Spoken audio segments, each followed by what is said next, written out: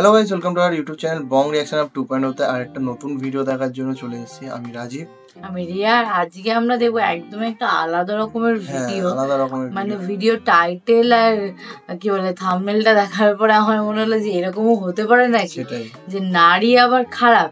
মানে কুরআনে রয়েছে বলে যে এরকম 10টা নারী আছে যারা খুবই খারাপ। তো এইরকম ভিডিও একটা নারীর কথা বলেছে একদম।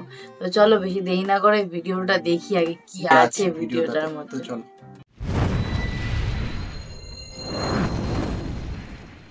ইতিহাসে এমন কিছু নারীরা ছিল যারা সব থেকে বেশি পাপ করেছিল এবং এই সকল নারীদের কথা পবিত্র কুরআনে উঠে এসেছে। এদের পাপ এতটাই বড় ছিল যে এদের ব্যাপারে কুরআনে উল্লেখ করা হয়েছে। তাছাড়া এই সকল নারীদেরকে আল্লাহ সুবহানাহু ওয়া তাআলা এমন শাস্তি দিয়েছে যা পরবর্তী প্রজন্মের জন্য একটি শিক্ষা হয়ে থাকবে। আপনারা জানলে অবাক হবেন, এই সকল নারীরা এতটাই পাপী ছিল যে তারা আল্লাহর নবী রাসূলকে হত্যা করেছিল। তাছাড়া এই সকল নারীরা এতটাই খারাপ ছিল যে আপনি ভিডিওটি সম্পূর্ণ দেখলে বুঝতে পারবেন। ভিডিওটি সম্পূর্ণ দেখার পর আপনি নিজে বলতে বাধ্য হবেন যে আমার শত্রুর কপালেও যেন এইরকম নারী না পড়ে। তো ভিডিওটি 1 সেকেন্ডও স্কিপ করলে আপনি অনেক কিছু মিস করে যাবেন। তো প্রথমে রয়েছে আতালিয়া। কুরআনে বর্ণিত সবথেকে পাপী নারীদের মধ্যে একজন নারী হচ্ছে আতালিয়া। হযরত ইলিয়াস আলাইহিস সালামের সময় রানী ছিলেন এই মহিলা। এই রানী ছিল জেজাবেলের কন্যা।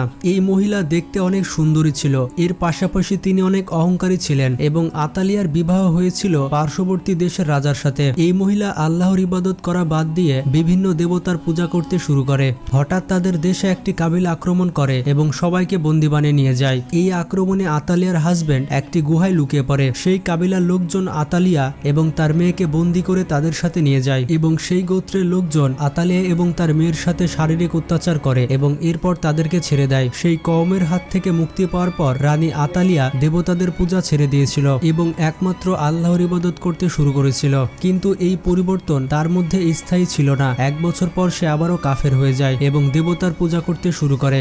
রানী আতালিয়ার একটি পুত্র ছিল যার নাম ছিল আহাজিয়া। রানী তার পুত্রকে নিজে হত্যা করেছিল এবং তার উদ্দেশ্য ছিল তার রাজ্য একাই পরিচালনা করবে। তার সন্তানকে হত্যা করার পর সে তার রাজ্য একাই পরিচালনা করতে থাকে। এরপর তার রাজ্যের ক্ষমতা ধরে রাখার জন্য সে একের পর এক তার পরিবারের সদস্যকে হত্যা করতে থাকে। তার অত্যাচার থেকে তার একটা নাতি বেঁচে গিয়েছিল এবং তার ওই নাতি হয়েছিল তার সাম্রাজ্যের রাজা, আর মানুষজন তাকে রাজা হিসেবে মেনে নিয়েছিল এবং তার সেই নাতি একটি মজলিসে সবার সামনে আতালিয়াকে হত্যা করেছিল। আর এটাই ছিল রানী আতালিয়ার পরিণাম। এরপরে রয়েছে হযরত লূত আলাইহিস সালামের স্ত্রী। ইতিহাসের সবথেকে পাপী নারীদের মধ্যে একজন নারী হচ্ছে হযরত লূত আলাইহিস সালামের স্ত্রী। ইরান এবং ইসরায়েলের মাঝখানে অবস্থিত বর্তমানে যে মৃত সাগর রয়েছে সেখানে হযরত লূত আলাইহিস সালাম বসবাস করতেন এবং বর্তমানে এই সাগরে কোনো জীবজন্তু বসবাস করে না। কিন্তু অনেক বছর আগে এই জায়গাটি ছিল সম্পূর্ণ শস্য শ্যামলে ভরা। অন্যান্য স্থানের মানুষেরা তাদের রিজিক সন্ধানের জন্য এই জায়গাতে আসতো। এই জায়গাটি অনেক উর্বর ছিল।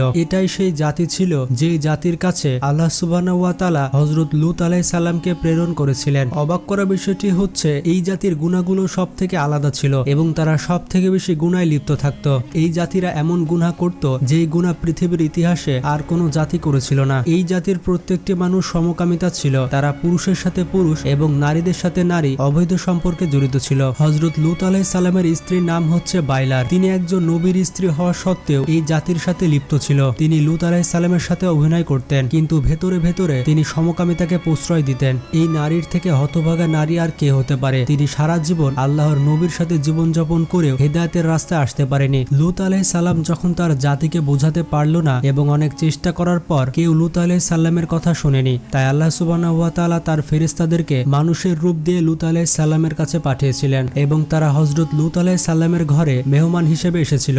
লূত আলাইহিস সালামের স্ত্রী এই খবরটি তার কওমের কাছে দিয়ে দিল। এতে করে কওমের সব লোক লূত আলাইহিস সালামের ঘর চারিদিক থেকে ঘিরে ধরেছিল। সেই কওম দাবি করেছিল লূত আলাইহিস সালামের ঘরে যে যুবকেরা রয়েছে তাদের সাথে তারা শারীরিক সম্পর্ক করবে এবং লূত আলাইহিস সালামকে তারা বলেছিল যে তাদের হাতে ওই মেহমানদেরকে তুলে দিতে। তখন আল্লাহর ফেরেশতা আল্লাহর কাছে দোয়া করলো এবং আল্লাহ লূত আলাইহিস সালামকে বললেন একটি নির্দিষ্ট জায়গায় চলে যেতে, কারণ এখন এই জাতির উপর উপরে আযাব নাজিল হবে। লূত আলাইহিস সালাম তার বাড়ির পেছন দিয়ে পালিয়ে যেতে লাগছিলেন, আর যখনই তিনি পালিয়ে যাচ্ছিলেন তখন আকাশ থেকে ভয়ঙ্কর পাথর এবং আগুন এসে পড়েছিল। লূত আলাইহিস সালাম তার পরিবারকে নিয়ে পালিয়ে যাচ্ছিলেন, কিন্তু লূত আলাইহিস সালামের স্ত্রী তার কওমের লোকজনদের ছেড়ে যেতে চাচ্ছিল না। সে বারবার পেছনে ফিরে তাকাচ্ছিল। আল্লাহ লূত আলাইহিস সালামকে বলেছিলেন পেছনে ফিরে না তাকাতে, কিন্তু তার স্ত্রী বারবার পেছনে ফিরে তাকাচ্ছিল, যার কারণে সেও এই আযাবের শিকার হয়। লূত আলাইহিস সালামের স্ত্রী পুরোপুরি পাথর হয়ে যায় এবং বর্তমানে লূত আলাইহিস সালামের এই স্ত্রী পাথরের মূর্তি এখনো রয়েছে। বর্তমানে এটিকে লূত ওয়াইফ পিলার বলে ডাকা হয়। লূত আলাইহিস সালামের স্ত্রীর কথা বাইবেল সহ পবিত্র কুরআনের বিভিন্ন জায়গায় উঠে এসেছে। লূত আলাইহিস সালামের জাতির অবস্থা এতটাই খারাপ হয়েছে যে বর্তমানে তারা মৃত সাগরে পরিণত হয়েছে, যেখানে কোনো গাছপালাও জন্মায় না এবং এই সমুদ্রে কোনো মাছও আপনি পাবেন না। এরপরে রয়েছে হযরত নূহ আলাইহিস সালামের স্ত্রী। নূহ আলাইহিস সালামের জাতি পৃথিবীর প্রথম জাতি ছিল যারা মূর্তি পূজা করেছিল।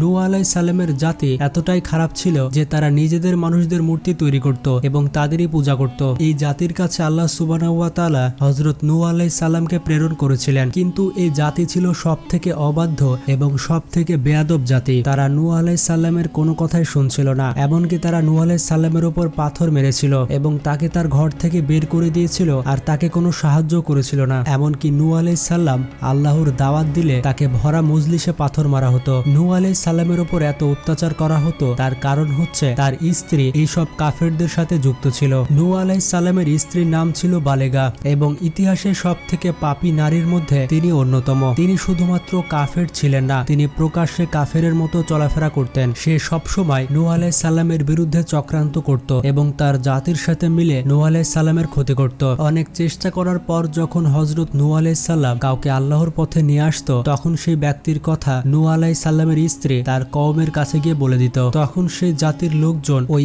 ঈমান আনয়নকারী ব্যক্তির উপর নানাভাবে অত্যাচার করত এবং তার জীবনকে অতিষ্ঠ করে দিত।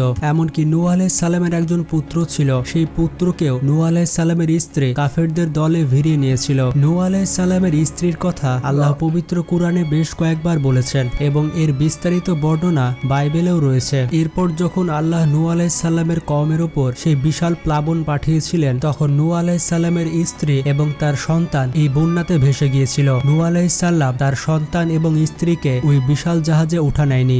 আল্লাহর আদেশে বিশাল জাহাজ কিভাবে তৈরি হয়েছে এবং কিভাবে বন্যা হয়েছিল সেটা তো আপনারা কম বেশি সকলেই জানেন। তো যাই হোক, নূহ আলাইহিস সালামের স্ত্রী এবং তার সন্তান সেই বন্যার পানিতে পুরোপুরি ধ্বংস হয়ে গিয়েছিল। তো এরপরে রয়েছে দেলাইলা। পৃথিবীর ইতিহাসে সবথেকে পাপী নারীদের মধ্যে রয়েছে বেলাইলা। এই নামটি পুরো পৃথিবীব্যাপী বিখ্যাত ধোঁকা দেওয়ার জন্য এবং অভিনয় করার জন্য। এই নারী ধোঁকা দিতে এবং অভিনয় করতে ছিল এক্সপার্ট। এই নারীর কথা শুধুমাত্র বাইবেলে আসেনি, অনেক হাদিসের ভেতরে এই নারীর কথা উঠে এসেছে। হযরত মুসা আলাইহিস সালামের মারা যাওয়ার পরে বনি ইসরায়েল যখন আমালিকা গোত্রের গোলাম হয়ে যায়, তখন আল্লাহ এই কওমের মধ্যে একজন শক্তিশালী ব্যক্তি পাঠিয়েছিলেন।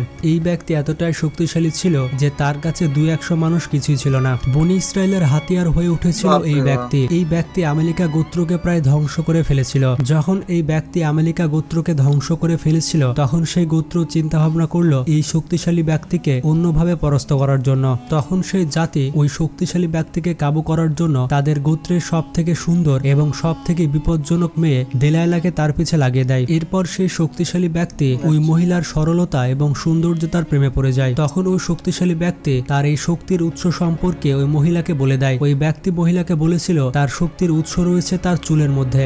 এরপর এক রাতে দেলাইলা সুযোগ বুঝে ওই শক্তিশালী ব্যক্তির চুল কেটে ফেলে। তার চুল কেটে দেওয়ার কারণে তার শক্তি নষ্ট হয়ে যায় এবং ওই জাতি তার উপর আক্রমণ করে এবং সেই শক্তিশালী ব্যক্তির দুটো চোখকেই উপড়ে ফেলে দেয়। সেই শক্তিশালী ব্যক্তিকে তারা বন্দী করে নেয় এবং জেলে বন্দী করে রাখে। যখন সেই জাতি উৎসবে মেতেছিল, তখন ওই শক্তিশালী ব্যক্তি আল্লাহর কাছে তওবা করে। আল্লাহর কাছে তওবা করার কারণে ওই ব্যক্তির যে শক্তি ছিল সেই শক্তি আবারও ফিরে আসে। ওই ব্যক্তিকে যে পিলারের মাঝখানে বেঁধে রাখা হয়েছিল, সেই ব্যক্তি 2 হাত দিয়ে সেই পিলারকে ভেঙে ফেলেছিল এবং এত বড় বড় পিলার ভেঙে ফেলার কারণে সম্পূর্ণ বিল্ডিং ধসে গিয়েছিল এবং দেলাইলা সহ ওই কওমের বেশিরভাগ মানুষই এই দুর্ঘটনায় মারা গিয়েছিল। এরপরে রয়েছে জেজাবেল। পৃথিবীর সব থেকে পাপী নারীদের মধ্যে একজন হচ্ছে জেজাবেল। লেবাননের এক রাজার মেয়ে ছিল জেজাবেল। বনি ইসরায়েলের অনেক মানুষকে গাফেল করেছিল এই জেজাবেল। সে মূর্তি পূজা করত এবং মানুষকে মূর্তি পূজা করতে উৎসাহিত করত, এমনকি সে তার স্বামীকেও মূর্তি পূজারই করে নিয়েছিল। তার সময়কালে যারা আল্লাহর উপর ইবাদত করত তাদের সবাইকে অত্যাচার করত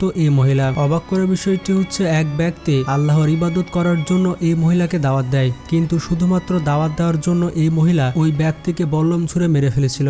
এই সময় বনী ইসরায়েলের ওপর আল্লাহ নবী হিসেবে পাঠিয়েছিলেন ইলিয়াস আলাইহিস সালামকে। পরবর্তীতে এই মহিলার অবস্থা অনেক খারাপ হয়ে যায়, এমনকি এই মহিলার লাশ কুকুর এবং শিয়ালরা ছিঁড়ে ছিঁড়ে খেয়েছিল। এরপরে রয়েছে হেরোডিয়াস। পৃথিবীর সব থেকে পাপী নারীর মধ্যে একজন হচ্ছে হেরোডিয়াস। এই মহিলা এতটাই পাপী ছিল যে আল্লাহর এক নবীকে হত্যা করেছিল। এছাড়াও আরেকজন মহিলার নাম হচ্ছে উম্মে জামিল। উম্মে জামিল হচ্ছে আবু লাহাবের স্ত্রী। পৃথিবীর সব থেকে পাপী নারীর মধ্যে একজন হচ্ছে উম্মে জামিল, এবং উম্মে জামিল রাসূল সাল্লাল্লাহু আলাইহি সাল্লামের উপর কিভাবে অত্যাচার করেছিল তা তো আপনারা সকলে জানেন। তো ইতিহাসে কত পাপী নারী ছিল এবং তাদের পরিণাম কত ভয়াবহ হয়েছে তা তো আপনারা দেখতে পেলেন। তো এই ভিডিও থেকে কিন্তু আমাদের অবশ্যই শিক্ষা গ্রহণ করতে হবে, এবং যেমনটা আমি সবসময় বলি, আপনারা যতই ব্যস্ত থাকুন না কেন নামাজ পড়তে কিন্তু অবশ্যই ভুলবেন না, কারণ নামাজ হচ্ছে জান্নাতের চাবি। ভালো থাকবেন, সুস্থ থাকবেন, টেক কেয়ার, আল্লাহ হাফেজ।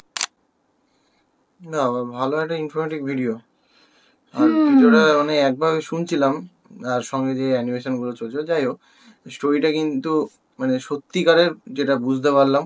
কারণ ওই যে একটা স্ট্যাচুর কথা বললো, যে স্ট্যাচুটা এখনো আছে, মানে ভালো ছিল, মানে পুরানো লেখা আছে। হ্যাঁ, বেশ সুন্দর করে গুছিয়ে স্টোরিটা বললো, ভালো লাগলো। তো যাই হোক, ভিডিওটা ভালো ছিল, শুনে ভালো লাগলো। বেশ অন্যরকম একটা ভিডিও দেখলাম। মানে হ্যাঁ, এর আগে আমরা দেখেছি মুসলিম ইতিহাস দেখেছি, তারপর যোদ্ধা দেখেছি, যোদ্ধা নারী দেখেছি।